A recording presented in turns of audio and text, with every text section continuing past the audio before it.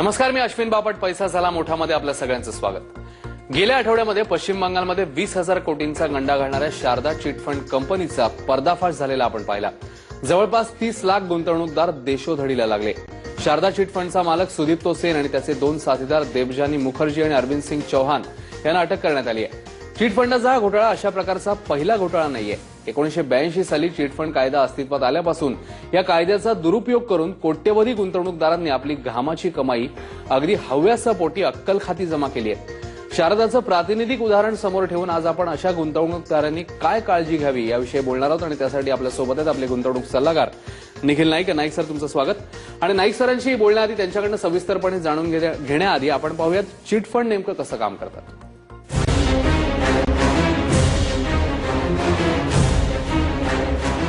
Chit fund म्हणजे काय रे भाऊ? चिट ही एक प्रकारची बचत योजना असते. 1982च्या चिटफंड कायद्यानुसार फंडाची सुरक्षा आणि व्यवस्थापन करण्याचं काम जी कंपनी करते तिला चिटफंड कंपनी म्हणतात. कायद्याच्या कलम 2B नुसार चिट म्हणजे काही ठराविक व्यक्तींनी ठराविक करारानुसार केलेली पैशाची देवाणघेवाण. चिटफंडाच्या नियमानुसार लोकांचा एक गट एक विशिष्ट रक्कम एका विशिष्ट कालावधीसाठी हप्त्यानं गोळा करतात. त्यानंतर या रकमेचा लिलाव केला जातो. लिलावातून जो फायदा होईल तो उरलेल्या सदस्यांमध्ये वाटला जातो. पण बहुतेक वेळा चिटफंड कंपन्या आपलं मूळचं काम बदलून गुपचूप मल्टी लेव्हल मार्केटिंगचा फंडाजवळ करतात.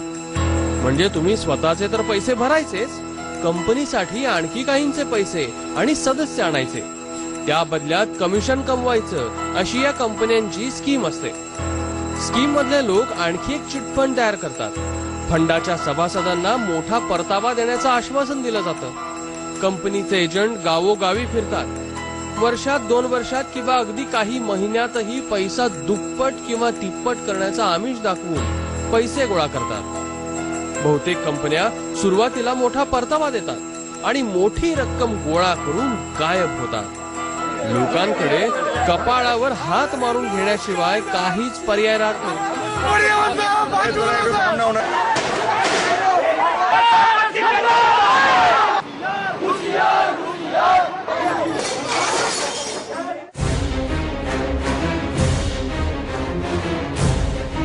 भिशीचं मोठं रूप म्हणजे चिटफंड.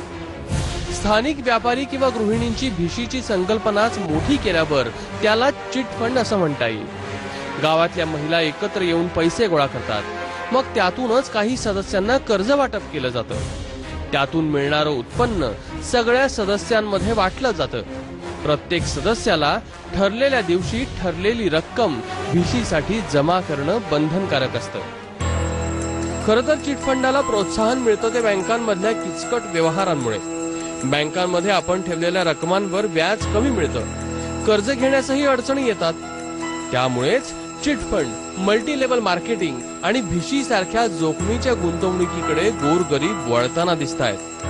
ब्युरो रिपोर्ट, एबीपी माझा. तेव्हा अशा प्रकारे हे चिट फंड जे आहेत ते ऍक्टिव्ह असतात. आपण नाईक सरांकडून अधिक जाणून घेऊया. नाईक सर, आपण पाहिलं की नेमकं हे काम कसं चालतं, पण मला तुम्हाला पहिला प्रश्न असा विचारायचा की असं आपण बोललो 1982 साली तो कायदा अस्तित्वात आला चिटफंड संदर्भातला, पण मग हा जो हव्यास आहे या हव्यासापोटी लोक बळी पडण्याची उदाहरणं ही 82 आधीपासून आपल्याला दिसतात का नंतर हे प्रमाण वाढलेलं दिसतं? हव्यासापोटी किंवा लोभापोटी गुंतवणूकदार वर्षानुवर्ष, सामान्य माणूस, सगळेच जण, मग तो सामान्य गुंतवणूकदार असो का एक जाणकार असो, ते पैसे गमावताना आपल्याला वारंवार दिसतातच आहेत.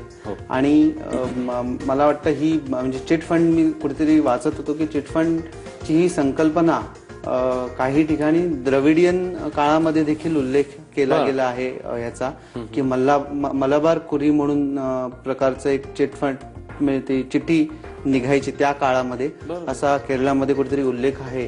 सो ह्या संकल्पना फार जुन्या आहेत. इव्हन परदेशात देखील रॉस्का, RO रोटेटिंग सेव्हिंग स्कीम्स म्हणून त्यांना म्हटलं जातं, त्या उपलब्ध असतात. आणि जसं आपण बघितलं की एक ऑर्गनाइज्ड किंवा एक काय म्हणतात ना मोठ्या स्वरूपाची भिशी असा चिटफंड म्हणून आपल्याला बघता येईल.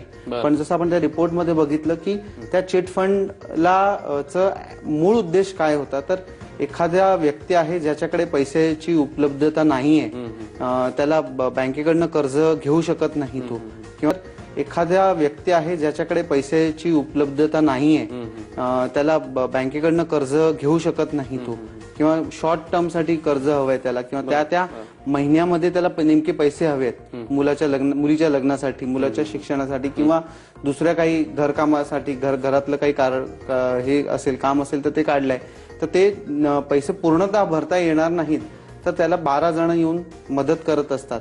हे खरं स्वरूप आहे की तुम्हाला एक 2 प्रकारे याचा उपयोग होतो की एक तुमचं सेव्हिंग देखील होतं महिन्याचं आणि तुम्हाला कर्ज देखील उपलब्ध होतं. सो हे 2 पर्पज खरं चिट फंडचे होते. पण हव्यास, लोभ आणि फायनान्शियल इंजिनिअरिंग ज्याला आम्ही म्हणतो की ते म्हणजे फार वर्षांपासून चालतच आलंय आणि त्याचे भरपूर उदाहरणं आपल्याला पूर्वी देखील होताना दिसत आहेत. आणि मग त्याला आपण नाव देऊ शकतो चिटफंड, MLM देऊ शकतो. कधी काही ठिकाणी MLM चा वापर केला जातो. मला आठवतंय की बकऱ्यांच्या उत्पादनाचं देखील प्रोडक्ट घेऊन लोक यायचे की तुम्ही यातनं ह्यात पैसे गुंतवा आणि त्यातनं तुम्हाला परतावा परत मिळेल. सो मला असं वाटतं की एक जी इमोशन आहे लोभ, ही एक जी इमोशन आहे ही फार घातक आहे आणि त्याच्यावरतीच त्याच्याशीच खेळ करून बाकी लोक पैसे कमवताना आपल्याला दिसतात. पण मग इन्व्हेस्टमेंटचा जर आपण विचार केला तर कुठलीही गुंतवणूक करताना नेमके काय काय मुद्दे डोळ्यासमोर ठेवायला हवेत का? फक्त त्याचे रिटर्न्स किती चांगले आहेत, रिटर्न्स किती प्रमाणात जास्त मिळतील, हाच एक मुद्दा डोळ्यासमोर ठेवून आपण अमाऊंट इन्व्हेस्ट करायला हवी? नाही, मी नेहमी म्हणतो अश्विन की एखादी गोष्ट जर खूप अविश्वसनीय, विश्वास बसणार नाही एवढी जर चांगली असू शकते तर नक्की प्रॉब्लेम काळावेर असणार. सो जेव्हा जेव्हा आपल्याला सांगितलं जातं की अशक्यप्राय असे रिटर्न्स दिसतात तेव्हा नेहमीच गुंतवणूकदारांनी त्यापासून दूर राहणं आवश्यक आहे. सर्वप्रथम हे पहिली गोष्ट आहे की जर एवढं सोपं असतं पैसे कमवणं तर जगातल्या 1% लोकांकडे 90% संपत्ती नसती. तर हा एक सगळ्यात मुद्दा लक्षात घेतला पाहिजे. आणि दुसरं, समजा एखादी स्कीम, समजा उद्या मी देखील तुम्हाला एखादे म्हणजे नॉट चिट फंड, कारण सगळेच चिट फंड वाईट नसतात, पण एखादी स्कीम सांगत असेल आणि मी एखादी व्यक्ती तुम्हाला छाती ठोकपणे सांगते ही खूप चांगली स्कीम आहे, 15 दिवसात 30 दिवसात, मी काही स्कीम्स बघितल्यात की 45 दिवसात पैसे डबल करून देतात. जर 45 दिवसात पैसे दुप्पट होणार असतील तर ती व्यक्ती देखील याचं काम का करेल? ते सगळेच पैसे तिथेच लावेल ना. सो हा एक म्हणजे एकदम बेसिक लॉजिक, बेसिक विचार जर आपण केला ना तर आपण सर्वप्रथम दूर राहू शकतो अशा स्कीम्सपासून, असं मला वाटतं. निश्चित. आणखी काही महत्वाचे मुद्दे आपण निखिल नाईक यांच्याकडून या सगळ्या संदर्भात जाणून घेणार आहोत. इकडे एक छोटासा ब्रेक घेऊया. बघत राहा पैसा झाला मोठा.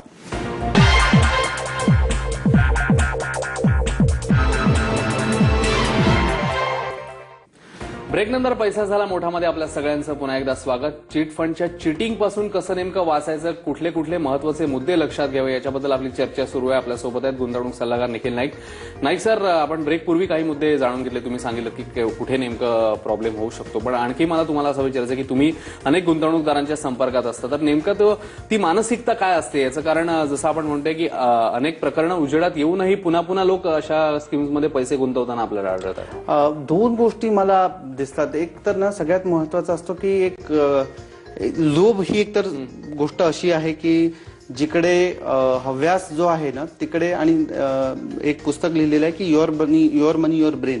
ह्यामध्ये त्या पुस्तकामध्ये एक्सप्लेन केलंय की कशा प्रकारे एका विशिष्ट काळानंतर लोभाची जर मात्रा वाढली आपल्या डोक्यामध्ये, म्हणजे आपल्या विचारांमध्ये, तर ती सारासार विचार करण्याची जी प्रवृत्ती असते त्याला ओव्हरटेक करून लोभ पुढे जाऊ शकतो. म्हणजे लोभ जिंकतो सारासार विचार करण्याच्या ह्याच्यामध्ये, आणि तिकडेच फार मोठी गल्लत होताना दिसते. दुसरा सगळ्यात महत्वाचा मुद्दा काय असतो की 2 गोष्टी एकदम महत्वानी लक्षात घेतल्या पाहिजेत आपण इकडे. की पहिली गोष्ट म्हणजे जेव्हा मला वाटतं की माझ्या बाजूच्याने किंवा माझ्या बरोबर जो माझा मित्र आहे तो पैसे कमवत आहे, तेव्हा मला ही एक फिलिंग असते की मी मागे राहिलं नाही पाहिजे, मला पण त्याच्या बरोबर राहिलं पाहिजे. ही एक सर्वात मोठी फिलिंग एक सर्वात मोठी असते. दुसरं, मला तो मित्र छाती ठोकपणे सांगत असतो की अरे मला तर रिटर्न्स मिळाले तर तू पण का घेत नाहीस. ह्यामध्ये आता तुम्ही विचार करा की जो मित्र मला ऑफर करतोय त्याचा एक दुसरा हे असतो की ह्या स्कीम कधी कधी MLM मिक्स केलं जातं. 15 ते 20%, 40% आपण बघितलं सध्याचं जे स्कॅम झालं त्यामध्ये कमिशन देण्यात आलं होतं समोरच्याला. तर त्यामुळे ती जी व्यक्ती तुम्हाला सांगत असते त्याचा पण काही ना काहीतरी एक हेतू असतो त्यामध्ये, त्याचा पण एक फायदा करून घेण्याचा एक मानस असतो त्यामध्ये. आणि दुसरं होतं की जर त्यांनी ते तुम्हाला ऑफर नाही केलं तर त्यांनी जे पैसे गुंतवलेले आहेत ते वसूल होणार नसतात, ते रिकव्हर होणार नसतात. तो त्या हव्यासापोटी तो तुम्हाला पुश करत असतो की तुम्ही या स्कीम मध्ये या. आणि आपण बघितलं की स्पीक एशिया जेव्हा स्कॅम देखील आपण रिसेंटली आपण ABP न्यूजनी उजेडात आणलं होतं तेव्हा देखील हेच झालं होतं की मला एखाद्या व्यक्तीला मेंबरला पैसे त्यांनी 11,000 रुपये भरल्यानंतर त्याला पैसे परत येत होते, पण त्याला अजून जर लोक आणले असते तर त्याला अजून त्याचे पैसे मिळत होते. त्या हव्यासापोटी अजून लोक मार्केटिंग देखील करताना आपल्याला दिसतात. पण म्हणजे तुम्ही जसं म्हणाला तसं हा देखील एक महत्वाचा मुद्दा आहे जो आपण ऍक्च्युअल डील करताना लक्षात घेतला पाहिजे. म्हणजे तर मग या केसमध्ये नेमका विश्वासार्हता त्याची कशी आपण चाचपून पाहिजे, म्हणजे कुठली स्कीम आपल्याला चीट करू शकते असं काही सुरुवातीला आपल्याला, जसं तुम्ही मगाशी उदाहरण दिलं की अशक्यप्राय अशा प्रकारचे रिटर्न्स कुठेतरी अशा ऑफर्स होतात, तर त्या व्यतिरिक्त कुठले असे मुद्दे आहेत की जिकडे आपल्याला इकडे धोका आहे असं सिग्नल मिळू? नक्कीच. एकतर चिटफंड हे म्हणजे फार प्राचीन काळापासून आल्यामुळे पहिला चिटफंडचा जो ऍक्ट होता किंवा रेग्युलेशन होतं ते 1914 मध्ये आलं होतं. त्रावणकोर राज्याने ते अंमलात आणलं होतं. आणि नंतर आता जसं तू म्हणाला की भारत सरकारने देखील चिटफंड ऍक्ट आणले आणि त्याप्रमाणेच सरकार म्हणजे स्टेट गव्हर्नमेंट देखील प्रत्येक राज्यामध्ये देखील ते रेग्युलेशन्स आहेत. तर सर्वात प्रथम आपण एखाद्या चिटफंड मध्ये गुंतवणूक करत असू तर त्याला ती मान्यता प्राप्त आहे की नाही, तो रजिस्टर्ड आहे की नाही हे बघणं आवश्यक आहे. दुसरं, जसं आपण म्हणतो की त्या मागचे ग्रुप कुठचे आहेत, त्याची हिस्ट्री काय आहे, किती वर्षापासून तो पैसे दिले जात आहे. कारण एक लक्षात घ्या की चिटफंडचं जे आपण स्ट्रक्चर बघितलं होतं त्यामध्ये जी व्यक्ती चिटफंड चालवत असते किंवा जो चिटफंडचा जो प्रमोटर असतो त्याचं खरं उत्पन्न कुठनं येत असतं, तर प्रत्येक जण 1,000 रुपये, समजा 20 जण आहेत, 1,000 रुपये प्रत्येक जण देत आहे. तर आणि ती चिठ्ठी निघते 16,000ची, समजा 20 जणांमध्ये 16,000ची निघते, तर त्यातनं तो 1,000 रुपये कापून घेत असतो त्याचे ऍडमिनिस्ट्रेटिव्ह चार्जेस. हे खरं त्याचं इन्कम असतं. पण बऱ्याचदा काय होतं की हे सगळे चिटफंड्स एका व्यक्तीचे पैसे दुसऱ्याला देत राहतात. म्हणजे ऍक्च्युली त्याच्या मागची जी ऍक्टिव्हिटी काय असाल ती ही कोणालाच माहित नसते. नवीन काही काम होत नाही, त्या पैशाचा कुठेही विनियोग होत नसतो, पण एकाचे पैसे दुसऱ्याला दिले जातात. आणि सगळ्यात मोठा प्रॉब्लेम ह्या स्कीम्स मध्ये काय होतो तर कुठे ना कुठेतरी मग ते सरकार म्हणजे सरकारी हस्तक्षेप असू शकतो किंवा एखाद्या व्यक्तीचे पैसे वेळेवर न जाण्यामुळे असू शकतो. कुठेतरी हे सायकल थांबलं तर नवीन पैशाचा ओघ ह्या स्कीम्सना थांबला तर ह्या स्कीम्स डिफॉल्ट करू शकतात. सो ह्या सगळ्या गोष्टींचा विचार करणं अत्यंत आवश्यक आहे. म्हणजे ह्या जसं तुम्ही सांगितलं इन्व्हेस्ट करताना ह्या प्रॉमिनंटली गोष्टी आपल्याला लक्षात घेतल्याच पाहिजेत. पण समजा इन्व्हेस्ट केलंय आणि त्याच्यानंतर जाऊन अशा काही गोष्टी आपल्या लक्षात आल्या की नाही, पण तेव्हा तर आपल्याला बॅकवर्ड आपण घेऊ शकत नाही मुवमेंट, तर मग त्या केसमध्ये समजा एखादी स्टेप क्रॉस केल्यानंतर हे लक्षात आलं तर तिकडे काय काळजी घेऊ? अश्विन, जसं आपण बघितलं ना, आता आपण हा एक निमित्त झालंय आणि आपण हा कार्यक्रम करतो की कलकत्त्यामध्ये हे एक स्कॅम झालं आणि आपण प्रकरण उजेडात आलंय. पण जर तुम्ही एखाद्या चिटफंड मध्ये असाल आणि केवळ ते तुम्ही चांगले फार उत्तम रिटर्न्स मिळत आहेत म्हणून असाल तर परत एकदा चेक करावं. ह्या बॅकग्राऊंड, त्या कंपनीची बॅकग्राऊंड चेक करावी, त्या कंपनीची विश्वासार्हता चेक करावी. आणि जर तुम्हाला डाऊट असेल तर तुम्ही तुमचे लॉसेस कट करणं आवश्यक आहे, त्यातनं निघणं आवश्यक आहे. दुसरं, जसं मगाशी आपण ह्या कार्यक्रमात बघितलं की चिटफंडचा मूळ उद्देश हा फायनान्सिंग होता की तुम्हाला एखाद्या अडीअडचणीच्या वेळेला किंवा वर्षातून एकदा मोठं काम काही करायचं असेल तेव्हा मोठे पैसे लागत असतील तर सेव्हिंग्ज हा ऑब्जेक्टिव्ह होता, रिटर्न्स हा ऑब्जेक्टिव्ह कधीच नव्हता.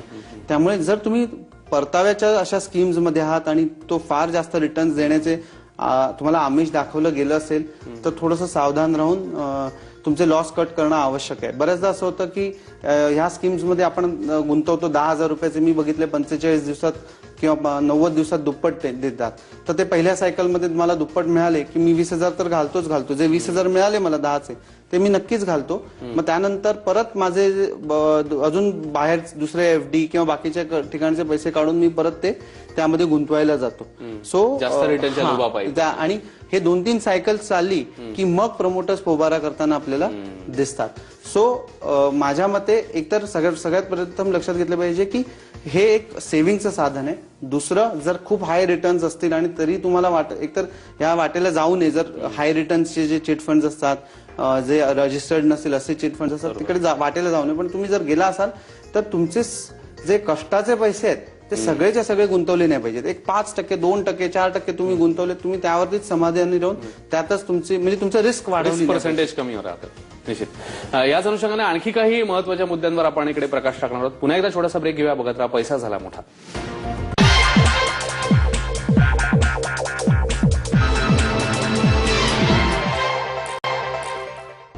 ब्रेक नंतर तुमचं पुन्हा एकदा स्वागत. एबीपी माझामध्ये आपण बघताय कार्यक्रम पैसा झाला मोठा. आणि चिट फंडच्या चिटिंग पासून कसं वाचायचं याच्या टिप्स आम्ही तुम्हाला देतोय. आपल्यासोबत आहेत गुंतवणूक सल्लागार निखिल नाईक. नाईक सर, आपण थोडं पुढे जाऊया आणखीन. जसं आपण मगाशी देखील बोललो की कशा प्रकारे कुठले धोक्याची वळणं आपण म्हणूया की जिकडे आपल्याला लक्षात येऊ शकतं की इकडे कदाचित आपण फसू शकतो. तर मग आपण गुंतवणूकदारांना तुम्ही असाच सल्ला द्याल का की जे ट्रेडिशनल सगळे गुंतवणुकीचे मार्ग आहेत तेच निवडावेत का मग चिटफंडच्या वाट्याला पण जाऊ शकतात ते थोडीशी रिस्क घेण्याची तयारी असेल तर तुमचा सल्ला काय राहील? जसं मला असं वाटतं की परत मी सांगेन की ते जे स्ट्रक्चर आहे हे एक मंथली सेव्हिंगचं स्ट्रक्चर आहे चिट फंडाचं. त्यामुळे जर मला गुंतवायचेच असतील किंवा डेली सेव्हिंग्स पण असतात तर मला जे गुंतवायचं ते मी फ्रेश इन्कम जे येतं त्यातनं पैसे थोडेफार गुंतवू शकतो. आणि त्याचा परत मी म्हटलं की ते गुंतवणुकीचं साधन नाहीये, केवळ ते एक बचतीचं साधन आहे. हा फरक लक्षात घेऊन जे पैसे मला पुढच्या 12 महिन्यात गोळा करायचे आहेत, जे पैसे मला म्हणजे म्हणतात ना की एक भिशीच्या ऑर्गनाइज भिशी आहे तर त्या स्वरूपाचे पैसे मी नक्कीच चिट फंड मध्ये गुंतवू शकतो. पण परत जसं आपण पूर्ण डायव्हर्सिफिकेशनच्या दृष्टीने विचार केला तर 5% वरती तर कधीच मी म्हणजे 1 लाख रुपये असतील तर किती गुंतवावेत? 1 लाखामध्ये नाही, जर 1 लाख असतील तर मी एकही रुपये त्यामध्ये गुंतवायला सजेस्ट नाही करणार, कारण ते 1 लाख माझं मुद्दल असेल आणि पुढे माझं दुसरं मुद्दल येणार नसेल तर. पण मी कदाचित 5,000 रुपये महिन्याला किंवा 2,000 रुपये महिन्याला, 1,000 रुपये महिन्याला गुंतवायचे असतील, जे माझे नवीन इन्कम येणार आहे ते मी कदाचित गुंतवीन. इनफॅक्ट जे दुसरं एक सर्वात महत्वाचं म्हणजे की जे तुम्हाला चिट फंड मधनं जो तुमचं मुद्दल येतं बऱ्याचदा, आणि मी मगाशी म्हटलं की ते मुद्दल आपण परत त्यामध्ये गुंतवताना बघतो आणि आपली रिस्क वाढवतो. तुमचं मुद्दल एकदा निघालं ना की लगेच तुम्ही ते बाजूला काढून स्विच व्हायला पाहिजे. बँक FD किंवा दुसरीकडे ठेवलं पाहिजे, ना की ते परत त्याच रिस्की याच्यामध्ये गुंतवून आपली रिस्क वाढवत नाही राहिली पाहिजे. पण रिस्कचा आता तुम्ही उल्लेख केला तर मग शेअर मार्केटमध्ये पण तसं बघितलं तर जोखीम ही आपल्याला पत्करायलाच लागते. मग ह्या दोनची कंपॅरिझन तुम्ही कशी कराल? अशी गेली 60-70 वर्षाचा आपण इतिहास वाचला असेल शेअर बाजारातला. मला एक दिवस असा कोणी सांगावा की एखादी व्यक्ती शेअर बाजारात गेली शेअर विकायला आणि त्याला पैसे परत नाही मिळाले, त्याचे कॅपिटल मुद्दल परत नाही मिळाले. मुद्दल कमी मिळू शकतं कदाचित, पण बाजार बंद होता, बाजारांनी पैसे दिले नाहीत असं कधी झालं नाही. त्यामुळे मला पण आपण चिट फंड्स किंवा फंड्स आपण ह्या ज्या स्कीम्सचा तर बरंच आपण उल्लेख सातत्याने वाचतो की इकडे ह्यांना पैसे गुंतवणूकदारांना मुद्दलच वाईप आउट झालं. सो मला असं वाटतं की रिस्क डेफिनेटली आहे. आणि शेअर बाजारातली रिस्क देखील तुम्ही जर बघितलं तर काही कंपन्या डिफंक्ट झालेल्या देखील असतात आणि त्यांना पण पैसे आपल्याला मिळत नाहीत. पण त्यामध्ये देखील एक महत्वाचा धागा कॉमन आहे, तो म्हणजे प्रमोटर्सचं इंटेन्शन. प्रमोटर्सचं इंटेन्शन जर तुम्हाला चीट करायचं असेल, तुम्हाला फसवण्याचं असेल तर ते शेअर बाजारात देखील फसवू शकतात, चिट फंडाच्या मार्गाने देखील तुम्हाला फसवू शकतात. आणि मगाशी तुझा प्रश्न मला विचारला की कसा निवडावा एखादा चिट फंड, तर परत जसं शेअर बाजारातल्या एखाद्या कंपनीमध्ये गुंतवणूक करताना मी प्रमोटर्सचं बॅकग्राऊंड चेक करतो. प्रमोटर्स किती वर्ष या बिझनेसमध्ये आहेत, कशा प्रकारे परतावा दिला आहे, त्यांची क्रेडिबिलिटी काय आहे हे बघतो. तसंच आपण शेअर बाजारातल्या कंपन्यांमध्ये देखील केलं पाहिजे आणि चिट फंड मध्ये देखील. पण मग दोन्हीमध्ये अगदी जाता शेवटचा प्रश्न की दोन्हीमध्ये सेफेस्ट ऑप्शन कुठला? सेफेस्ट ऑप्शन जर ओव्हरऑल ह्याच्यामध्ये म्हटलं मी तर तुम्ही स्ट्रक्चर बघितलं तर चिट फंड आर सेफेस्ट, कारण त्यामध्ये ती जी रिस्क घेतली जात नाही ते पैसे मेंबर्स मध्येच फिरत असतात. वेळे शेअर बाजारामध्ये तुम्ही त्या कंपनीचे भागीदार होत असता आणि भागीदाराला लॉस होण्याचा देखील धोका असू शकतो, जोखीम तेवढी बिझनेस रिस्क असते. पण ज्या प्रकारे चिट फंडचा गैरवापर केला गेला आहे भारतामध्ये गेल्या काही काळामध्ये, त्यामुळे ते जास्त धोकादायक बनताना आपल्याला दिसतंय. निश्चित. तेव्हा नाईक सरांनी सांगितलेले सगळे मुद्दे तुम्ही लक्षात घेऊन याच्या पुढची तुमची गुंतवणुकीची जी वाटचाल आहे किंवा तुम्हाला जे ऑप्शन्स निवडायचे ते तुम्ही निवडा. म्हणजे जी रिस्क आपण जी म्हटले ती तुमची कुठेतरी कमी होईल किंवा ती पूर्णपणे नष्ट होईल आणि तुम्हाला किमान नुकसान होणार नाही. नाईक सर, खूप खूप धन्यवाद या सगळ्या सविस्तर माहितीबद्दल. तेव्हा पैसा झाला मोठामध्ये आज आपण इकडे थांबतोय. बघत राहा एबीपी माझा.